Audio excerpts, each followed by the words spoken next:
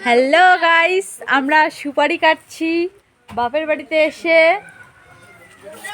দেখো, তোমাদেরকে দেখাচ্ছি সুপারি কাটছি।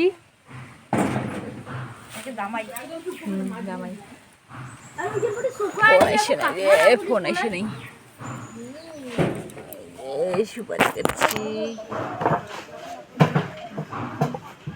হাতের অবস্থা দেখতে পাচ্ছেন?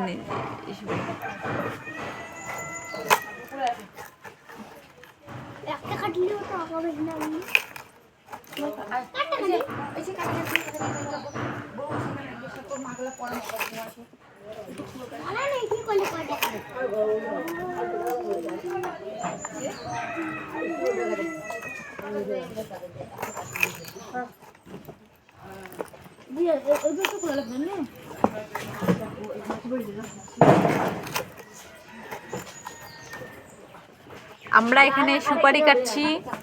এখন বাজে বেলা 10:30 বাজতে চললো, এখনো 10:30 বাজে নাই, 10:13 বাজে। তো এখন আমরা সুপারি কাটছি। সকাল আমাদের এটা নিয়ে ছ ডালি আর কি সুপারি কাটা চলছে। 3 বস্তা সুপারি চলছে। আমাদের এখানে খোলান নাই আর কি, খোলান থেকে দিয়ে যায় সুপারি। তো আমরা কাটছি এখানে। 3 বস্তা কাটা শেষের দিকেই, আরও 2 বস্তা আছে কাটার।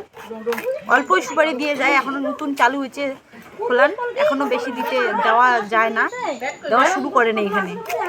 তো আমরা এখন 3 বস্তা কাটতে চলছি।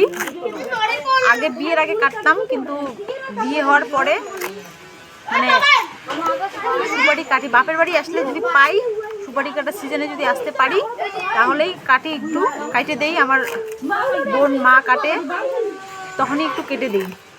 তাছাড়া আমার শ্বশুর বাড়ির এখানে তো সুপারি খোলার নেই, তার জন্য সুপারি কাটা হয় না।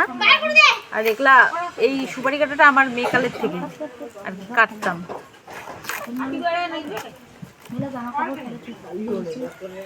তো তোমাদের ওখানে সুপারি খোলান যদি থেকে থাকে, অবশ্যই কমেন্ট করে বলবা। দিনে কত ডালি করে কাটতে পারো সেটাও কমেন্ট করে বলবা।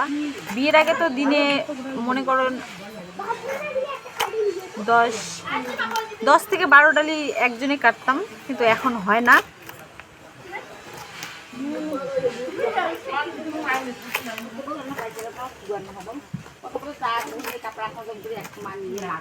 এখনো সেই স্পিডটা আছে। 6 বছর পরে সুপারি কাটছি, 6 বছর পরে। বিয়ে হওয়ার 6 বছর চলছে, তো 6 বছর পরে সুপারি কাটছি।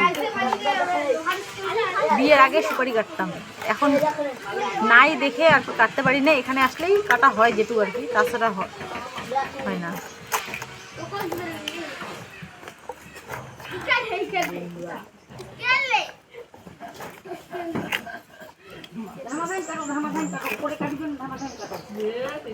তো কার কার ওখানে সুপারি খোলান আছে অবশ্যই কমেন্ট করে বলবে। আর প্লিজ তোমরা আমাকে একটু সাপোর্ট করো। আমার ভিউজ আসছে না, কোনো লাইক আসছে না, কমেন্ট করছো না কেউ। তোমরা যদি একটু সাপোর্ট করো আমার খুব ভালো লাগবে।